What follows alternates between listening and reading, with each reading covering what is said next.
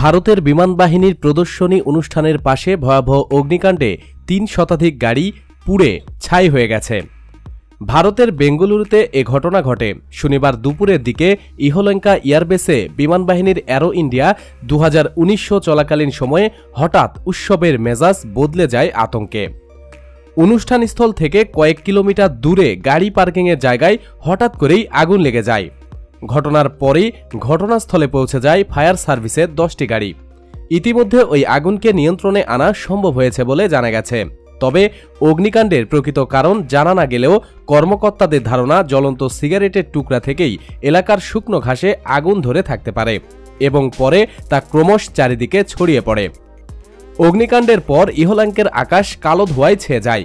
ওই গাড়ির চালকদের মধ্যেও আতঙ্ক ছড়িয়ে পড়ে। ইহলঙ্কা এয়ারবেসে দেশ বিদেশের যে সমস্ত অতিথিরা এসেছিলেন তাদের মধ্যেও আতঙ্ক ছড়িয়ে পড়ে। তবে এখনও পর্যন্ত কোনো হতাহতের খবর নেই।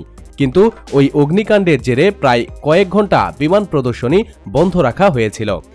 ফায়ার সার্ভিসের DGPMN রেড্ডি জানান, শুকনো ঘাস এবং ভারী বাতাস থাকার কারণেই আগুন দ্রুত ছড়িয়ে পড়ে।